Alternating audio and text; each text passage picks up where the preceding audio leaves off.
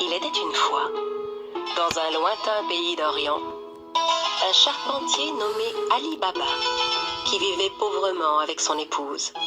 Ali Baba allait souvent dans la forêt avec son âne pour y couper du bois et le revendre en ville. Un jour qu'il était allé chercher du bois dans la forêt comme à l'ordinaire, il entendit un bruit de galop. C'était un groupe de cavaliers qui se dirigeait tout droit vers lui. Et les hommes n'avaient rien d'aimable. Ce sont certainement des voleurs. Je ferais mieux de me cacher. Ali Baba cacha son âne derrière les buissons et grimpa à un arbre. Les hommes arrivèrent et s'arrêtèrent juste sous l'arbre. Ali Baba les compta. Ils étaient 40 exactement.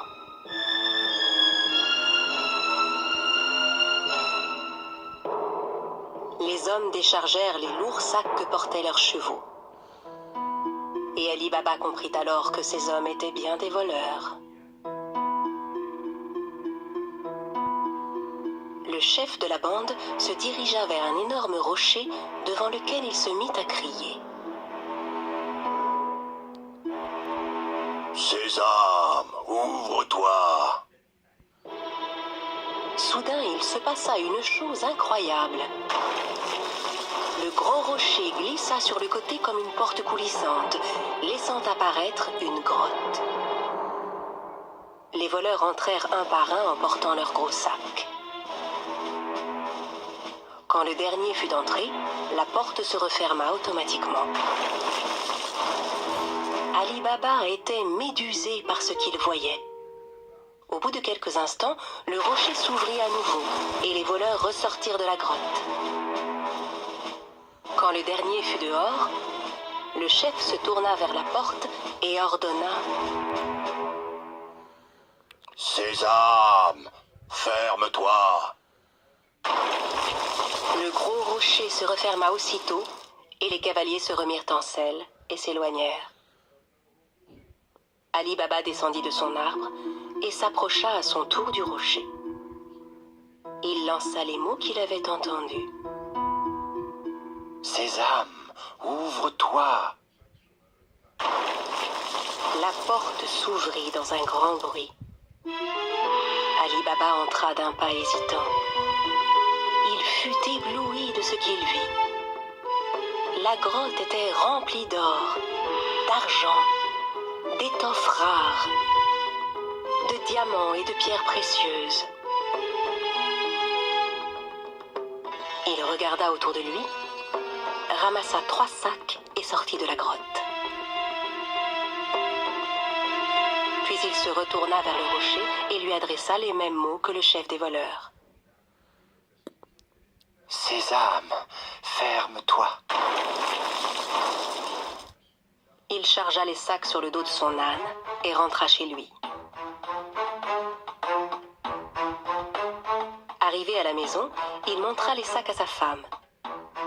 Elle n'en croyait pas ses yeux et pensa qu'Ali Baba avait volé les sacs. « Où as-tu trouvé tout cet or ?» Ali Baba lui raconta alors tout ce qui s'était passé. Elle était si heureuse. Ils se mirent ensemble à vider les sacs. « Aide-moi à compter ça. Je veux savoir combien d'or nous avons. » « Non, creusons plutôt un trou pour y enterrer cet or. » « Va creuser le trou, j'irai demander une tasse à mesurer à ton frère Cassim. »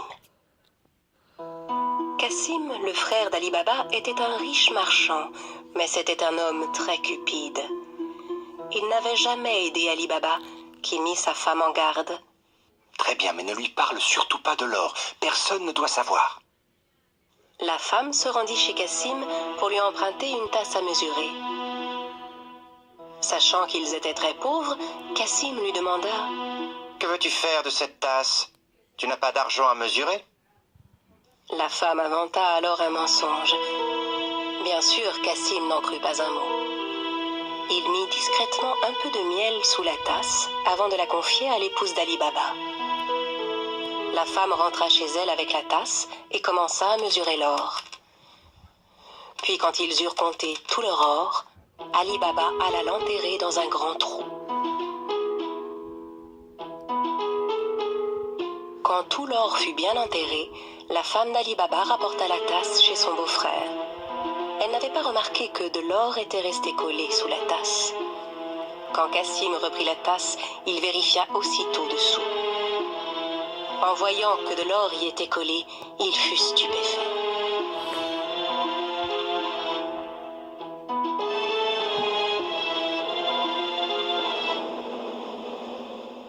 Je me demande où Ali Baba a pu trouver cet or. Cassim ne put pas dormir de la nuit. Le lendemain matin, il se leva et se rendit directement chez son frère Ali Baba pour lui montrer l'or collé sous la tasse. Ali Baba, d'où vient cet or? Je croyais que tu étais pauvre. Où l'as-tu trouvé? Ali Baba lui raconta tout et le pria de n'en parler à personne d'autre. Si tu ne me dis pas où se trouve cette grotte, je dirai au voleur ce que tu as fait. Mais Cassim... Ali Baba savait que Cassim ferait ce qu'il disait. N'ayant pas d'autre choix, il conduisit son frère à la grotte. La grotte est juste derrière ce rocher. Maintenant, allons-nous-en d'ici. Les voleurs ne vont pas tarder à revenir. Ali Baba et Cassim rentrèrent chez eux, mais Cassim ne cessait de penser à la grotte. Il prit 2 chevaux avec lui et retourna à la grotte aussitôt. Arrivé devant l'entrée, il récita les mots qu'Ali Baba lui avait indiqués. « Sésame, ouvre-toi » Le gros rocher se mit à bouger et la grotte s'ouvrit. Cassim n'en croyait pas ses yeux. Il était fasciné par le spectacle qui s'offrait à lui, hypnotisé par tout l'or qui brillait.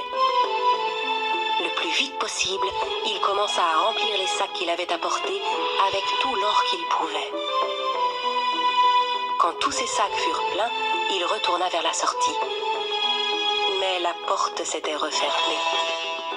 Et malheureusement, il avait oublié les mots qu'il fallait dire. Il essaya toutes sortes de formules pour ouvrir la grotte. Porte, ouvre-toi rocher, ouvre-toi grotte, ouvre-toi Mais quels que soient les mots, la porte restait fermée. Cassim commença à paniquer. Il chercha une autre porte, mais n'en trouva aucune. Au bout d'un moment, les voleurs revinrent à leur grotte. Quand ils virent les chevaux de Cassim, ils se méfièrent et sortirent leurs épées. Sésame, ouvre-toi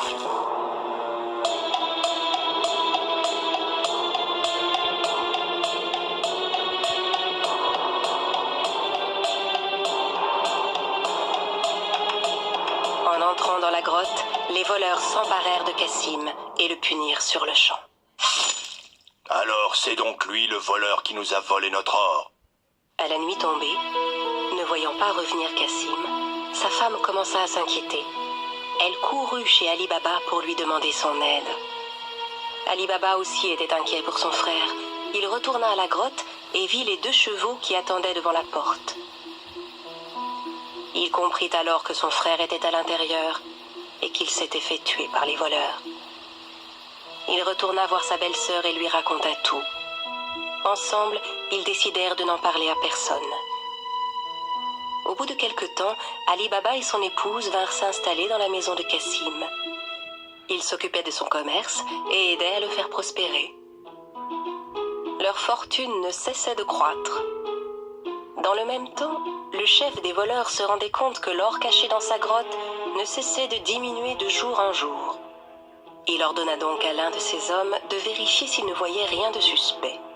Va en ville, cherche s'il n'y a pas quelqu'un qui serait devenu soudainement riche et dépensier. Depuis quelque temps. En se promenant dans les rues du marché, l'homme vit Ali Baba qui payait ses achats avec de l'or. Il le suivit jusque chez lui. Quand Ali Baba entra dans la maison, le voleur marqua sa porte. À la nuit tombée, la femme de Cassim sortit pour donner de l'eau fraîche aux animaux. C'est alors qu'elle remarqua la marque qui était sur sa porte. Elle comprit que la marque n'annonçait rien de bon. Elle prit un pot de peinture et marqua toutes les portes du voisinage. Au petit matin, les 40 voleurs arrivèrent pour retrouver la maison d'Ali Baba. Incapables de distinguer la maison parmi toutes celles qui portaient des marques, ils furent contraints de repartir. Mais le chef était bien décidé à retrouver Ali Baba. Il se déguisa et alla rôder du côté du marché. Il finit par retrouver Ali Baba et le suivit jusque chez lui. Quand il frappa à la porte, Ali Baba vint lui ouvrir. « J'ai fait un long voyage. J'ai rapporté des jarres d'huile d'olive. On dit que vous êtes le marchand le plus riche de la région. Peut-être voudriez-vous en acheter ?» Ali Baba invita le chef des voleurs à venir dîner le soir même, pensant avoir affaire à un marchand. Le voleur apporta avec lui 40 jarres d'huile d'olive chez Ali Baba. Ali Baba avait demandé à ses servants de préparer un bon dîner pour son hôte. Ali Baba proposa à son invité de passer la nuit chez lui, ce que, bien sûr, il accepta sans hésiter. Tandis qu'Ali Baba et le voleur étaient attablés pour dîner, la femme de Cassim voulut s'approcher des jarres d'huile d'olive pour voir. C'est alors qu'elle entendit des bruits étranges. « On sort maintenant ?»« Non, pas encore. » En entendant que c'étaient les voleurs qui étaient dans les jarres et non pas l'huile, elle comprit que c'était un piège. Elle alla aussitôt à la cuisine pour faire bouillir de l'huile. Puis elle revint verser de l'huile bouillante dans chacune des jarres. Les voleurs ébouillantés s'efforçaient de garder le silence.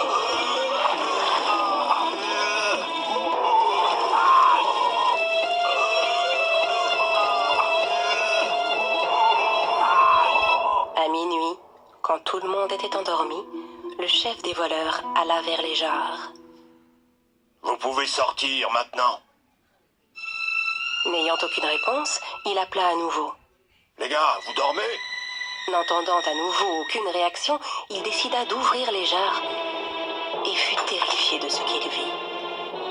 Terrorisé à l'idée de se faire attraper à son tour, il s'enfuit et ne revint jamais. Le lendemain matin, la femme de Cassim raconta à Ali Baba ce qui s'était passé. Cette fois, il savait qu'il n'aurait plus jamais à s'inquiéter des voleurs. À partir de ce jour, Ali Baba et sa famille menèrent une vie riche et heureuse.